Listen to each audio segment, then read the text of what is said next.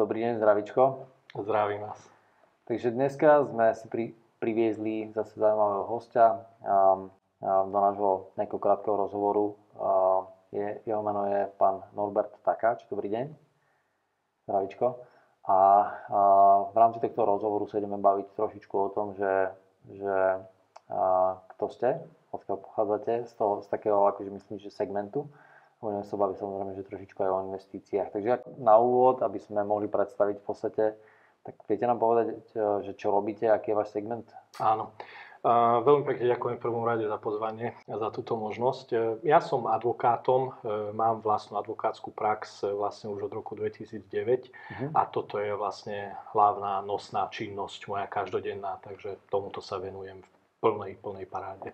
Dobre, z pohľadu advokácie sa čomu venujete akože najviac? Mám všeobecné zameranie, ale najmä veľmi veľa robíme s obchodným právom, robím s rodinným právom taktiež a vlastne aj niečo z trestného práva. Tak, ok, dobre. Čiže čo príde, ale najviac obchodu? Čo príde, ale najviac je obchodu, áno. Dobre, to mi dáva zmysel. Dobre, zaujímavý segment teda rozhodne. Tak, snažíme sa robiť nesporovú agendu, lebo to je ťažké. Vyzeráte ako veľmi pozitívny človek na právnika, to nevždy sa vidí, takže asi chcete mať dobrý život, ľahký, z pohľadu toho. Jednoznačne. Nechcete robiť bezkonfliktne. Moc komplikované veci. Čiže ja si mi predstaviť, že vy ste taký ten právnik, ktorý sa chce najprv dohodnúť a potom akože riešiť právnik. Presne tak, to ste trafili klinček po hlavičke. Dobre, to mi dáva veľký zmysel. Dobre, a ako ste sa dostali k právu? Akože ste chceli byť stále právnikom, ešte ste na právo kvôli tomu, lebo ste chceli byť právnik, alebo ste sa k tomu dostali nejak, že vás niekto potlačil? V podstate som asi chcel byť stále právnikom. Vždy som k tomu inklinoval od malička. Otec mi povedal, že buď budeš farár, lekár alebo právnik. No a ja som si z toho vybral tú právničinu a bavilo ma to. Keď to otec váš hovoril, sa na vás pozriem, presne to isté by som povedal. A to právničina, dobre. Takže nakoniec som skončil pri tom, áno. Ok, dobre, v pohodičke. Ako dlho už vykonávate túto činnosť? Samostatne už v podstate od roku 2009, to je nejakých 11-12 rokov a pri tom ešte predtým koncipientská prax. Takže vlastne v práve ako takom robím od roku 2005 po skončení školy. Toto ma zaujíma, akože trošičku sa ešte na to spýtam, že ako to je z pohľadu akože klientov, že stále cítite, že to postupne trošičku narastá, alebo čo sa týka právnikov, tiež to z času na čas tie veci, ktoré sa tu dejú na trhu, tie korekcie, ktoré teraz tu máme, majú na vás dopad, dajme tomu ekonomicky alebo z pohľadu klientov. Ako to je u vás? Verím tomu, že to má dopad určite. Ja mám to šťastie, že za tie roky som si už vybudoval dosť takú stabilnú klientelu, ktorá aj keď boli horšie časy, tak vlastne sa na mňa obracali a roboty som mal stále dosť aj počas covidovej situácie a stále vlastne s týmto problém nebol. Ale viem si predstaviť, že novozačínajúci alebo niektorí kolegovia, ktorí možno neboli ešte také tablovaní, tak to určite veľmi, veľmi ťažko pocítili. Pocítil som to aj ja, ale to nebolo nič také hrozné. Že... Nejaká malá korekcia proste bola. Tak. Dobre, to je fajn. Tak ako teší ma za vás, že ste to akože nepocítili nejak zásadne. No, to som si presne predstavoval, že v podstate je tam nejaký akože dlho vstúpajúci trend, že keď človek robí dobre prácu, tak že klienti pribúdajú. Presne tak. Takto mienim a takto sa snažím aj ja robiť svoju prácu, že nech klient nosí klienta a kým má človek dobré meno a vlastne si ho buduje, tak ja si myslím, že aj v tých horších časoch sa vlastne nájde nejaký priestor na prácu. Takže. OK. Dobre, ďakujem pekne. A teraz keď sa trošku dostaneme do toho smeru akože investičného, čo podľa mňa pre vás ako pre právnika nie je až taká cudzia sféra, by som povedal, nie? Môžeme povedať, že áno, že sa okolo toho hýbem už dlho a už keď nie skrze svojich vlastných investícií, ktoré som neskôr začal vlastne riešiť, ale cez svojich klientov som sa k tomu dostal veľmi skoro vlastne, takže áno. Dobre, čiže z tých vašich skúseností viete nám akože niečo sa týka nejakých cifier alebo čiastok, ale z pohľadu takých akože segmentov, že kde ste sa orientovali, čo sa týka tých investícií, že kde ste vy investovali, alebo čo je pre vás takéto akože bezpečný prístav? V úvode toho všetkého boli jednoznačne nehnuteľnosti. To znamená, už skrze klientov už v rokoch 2010 aj skôr som videl jednoznačnú akože tú možnosť investície v nehnuteľnostiach, čo sa aj podarilo aj mne, aj mnohým mojim klientom včas a správne zainvestovať do nehnuteľností. A toto nás už potom ďalej v podstate ťahalo. Následne bol veľký boom kryptomeny, tam som sa trošku pošmotkal, chvála Bohu som sa nepopálil. Takže tak. A potom neskôr už všeličo, už aj s finančným nejakým partnerom, nejaké akcie na akciových trhoch, nejaké drobnosti a aj vysokorizikové nejaké veci sa už neskôr začali riešiť, keď už človek cítil tú istotu, že jednoducho má nejaký ten základ a už môže budovať len nejakú nadstavbu, tak som už išiel aj do takých tých periférnejších investícií. Okay. Sa dá povedať. To je zaujímavé, akože máte dosť široké spektrum teraz, lebo väčšinou tí právnici akože idú práve tie nehnuteľnosti a vy ste to akože to je gro. To je gro. Áno, ale už teraz necítim, že tie nehnuteľnosti sú nejaké až taký lumen, taký bonus. No, to necíti teraz asi nikto. Nikto, ale to už je pravda. Bola to chvíľu tá doba, kedy proste stačilo nastúpiť do toho segmentu a si ste išli s trendom. Dneska ten trend proste je opačný, ale tá doba znova príde. Len vaša výhoda je to, že ste už akože znali, viete, ako tam v tom chodiť. Takže to je super. Mám veľké šťastie a dá sa povedať, že bol som na začiatkoch správny čas na správnom mieste, kedy vlastne tie nehnuteľnosti sa riešili a tým pádom toto som nejak akože dostal do krvi. Ale musím povedať, že už teraz jednoznačne vidím budúcnosť v diverzifikácii. Proste musíte rozložiť tie svoje vajíčka, ako sa hovorí, nedržať v jednom koši. Aj preto vlastne robím veci aktuálne tak, ako ich robím. Ono to je akože zaujímavé, ste mi zase trošku nadhodili akože z toho pohľadu, že my tiež robíme s nehnuteľnostiami, lebo na konci dňa tá fotovoltaická fabrika alebo továreň, alebo ten park je postavený na nejakej nehnuteľnosti, lebo tomu sa vyhnúť teda akože v našom segmente vôbec nevieme. A akorát ten typ výnosu je potom iný. To znamená, že tam nepostavíme logistický park ani bytovku, ale my tam postavíme akože teda len... Preto ma to zaujalo, preto je to zaujímavé. Že stále je to dostatočne hmatateľné, akorát ten výnos je už potom akože premenený na nejaký iný parameter. Na to pridanú hodnotu je to niekde inde, áno. No, to je zaujímavé. Dobré, keď sa vrátime ešte teda k tým vašim investíciám, ako sa vyhodnocujete vy teda ako investor z pohľadu nejakého rizikového profilu? Čiže kde to vy vidíte? Konzervatívny, veľmi konzervatívny, akože nejaký naopak rizikový, veľmi rizikový? Povedal by som, že konzervatívny až jemne rizikový. Áno. Nejak tam sa vidím. Áno, ale sú úlety. Hej. Niekedy človek proste povie, že ja teraz dám na pocit a vrazí niekde. Chvála Bohu, musím zaklopať, že ešte som sa nepopálil. Ale skôr sa považujem za konzervatívneho, možno mierne rizikového. Áno. Dobre, ale z tohoto pohľadu, možno taká otázka aj sugestívna, sa priznám, že berete to aj ako vzdelávanie trošičku, že keď investujete, načítavate tú oblasť? Určite, snažím sa o tej danej investícii zistiť čo najviac. Až do momentu, kedy napríklad mám úplnú maximálnu dôveru v nejakého človeka, ktorý príde a povie mi, že pozri sa, Noro, toto je dobré. Okay. Lebo ja to viem, ja to poznám a robím to. A vtedy to musím sa priznať, možno je to moja akože nejaká hlúposť, ale neidem úplne do detailov. Zistím si základy, zistím veci a keď tomu človeku verím, tak vlastne som ochotný investovať aj takým spôsobom. Dobre, ale nie je to vždy o tom, že to musím mať 100% naštudované. Dobre, ale nejaký fundament tam je za tým. Isto vždy musí byť. No, to je akože chlapská logika v tomto sa nepustí. Hej? Tak.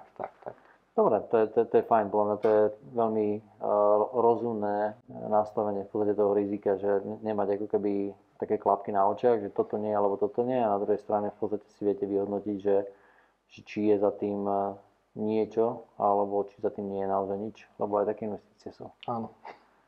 Dobre. Z pohľadu takých tých investícií, čo od toho očakávate? Akože, ako by mala vyzerať vaša ideálna investícia? Čo hľadáte? Keby to bolo? Rýchlo veľa. Rýchlo a veľa. Hej?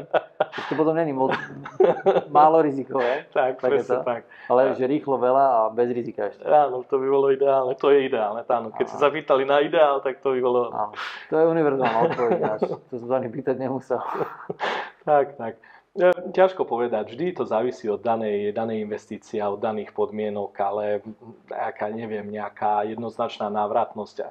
Podstata je, aby som mal čo najistejšie pravidlá tej investície.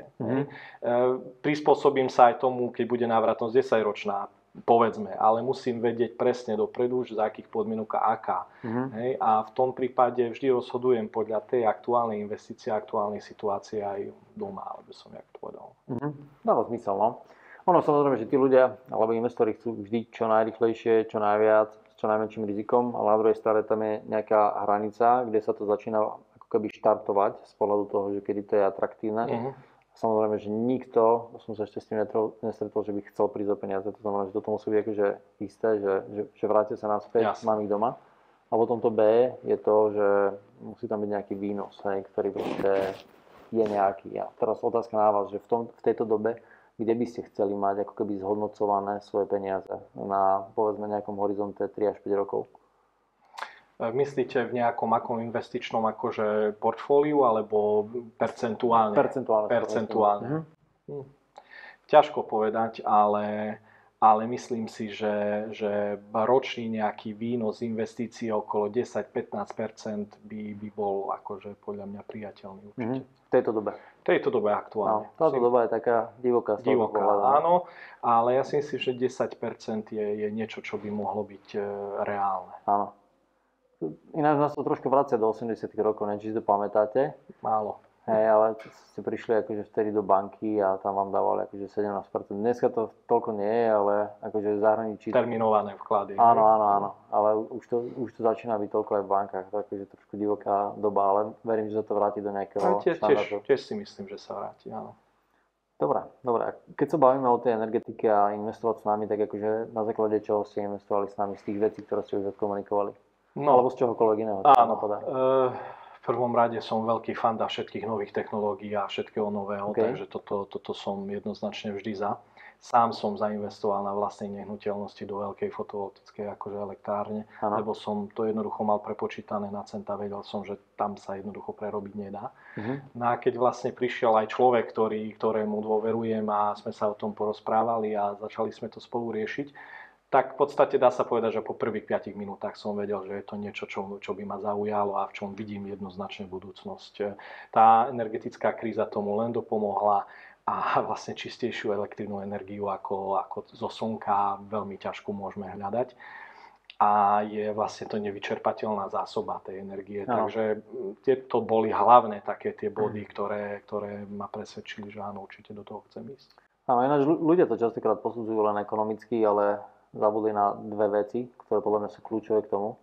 Prvá je, že redukujete v podstate to, že budeme mať menej uholných elektrární, čo pre nejakú budúcnosť detí, planéty a tak ďalej vždy dáva zmysel. Aj keď ľudia možno nechcú sa pozerať na budúcnosť, ale proste robia to tak či tak a proste už to môžu rovno podporiť.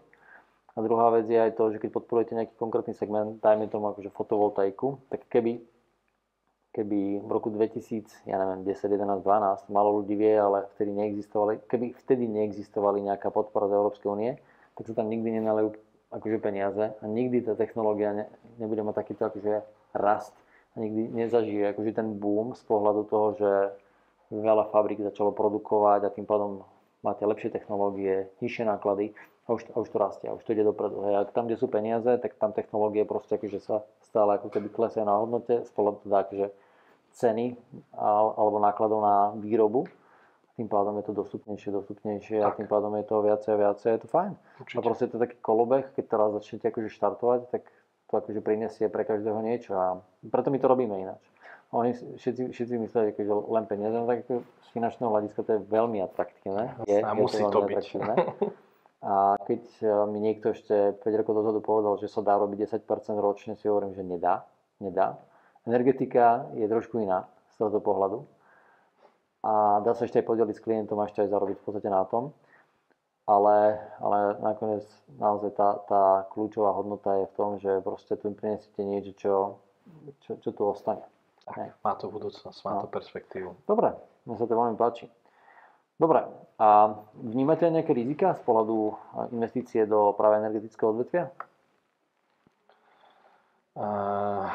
Určite nejaké riziká tam sú, najmä v tomto pohnutom svete, vy nikdy neviete ako, ale skôr vnímam tie riziká také fakt, že nepredvídateľné, nejaké vismajory, nejaké vojny, nejaké občianske nepokoje a skôr tým smerom ako niečo reálne, by som tak povedal. Lebo vždy musíte s nejakým tým rizikom rátať ale práve vo vzťahu k tomu, kde vlastne tie elektrárne sú a jedno s druhým, tak skôr asi len v tejto rovine vnímam nejaké riziká. No, to je veľmi podobné. Ako sú nejaké, ako vy hovoríte, že nejaké veci nepredvídateľné, ktoré môžu nastať, ale aj tie dokážeme podľa mňa regulovať tým, že nebudeme len lokálni, ale že v podstate staneme sa trošku viacej globálnejší, na čom aktívne veľmi pracujeme a aj sa nám to darí.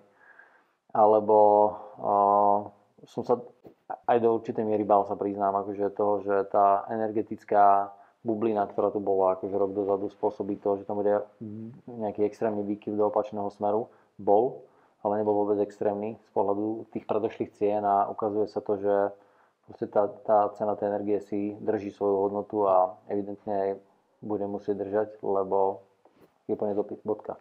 Tak. Takže, a dopyt bude stále väčší a väčší. No.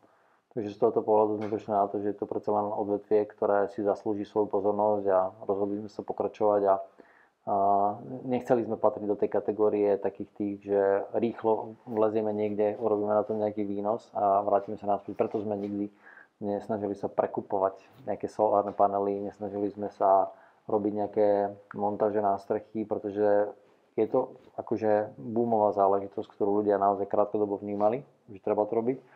Ale my sme si povedali, že chceme byť stabilní a preto fotovoltaické parky, preto niečo, čo dlhodobo tu je potrebné. Takže tak. Super. Dobre, ďakujem pekne. Keď sa možno pozrieme o takej vašej investičnej budúcnosti, kde by ste to chceli vidieť, alebo že kde by ste to videli v tejto dobe, ktorú dneska máme, že to má zmysel, alebo že chceli by ste ísť do toho trošičku viacej? Nové technológie. Áno. Nové technológie, všetko nové, čo v podstate môže pohnúť v úvodzovkách ľudstvo vpred nejakými väčšími milovými krokmi, teda priekopnícke veci. Úplne nebojím sa vôbec priekopníckych vecí, ktoré majú nejakú fantáziu a menia zaužívaný spôsob riešenia vecí. Lebo toto podľa mňa je jediné, čo nás v budúcnosti vie akože posunúť o level vyššie. OK. To je zaujímavé.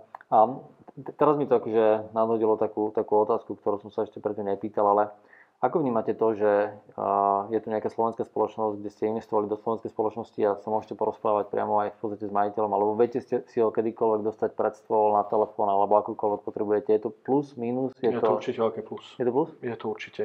Pre mňa vidieť za projektom konkrétneho človeka, s ktorým si viem podať ruku, ja som v tomto taký staromódny asi, je jednoznačné plus. Dobre. Jednoznačné plus. Dobre. Na internete môžete investovať kdekoľvek, akokoľvek chcete a nikdy nikoho nemusíte stretnúť, ale toto nie je môj štýl. Áno.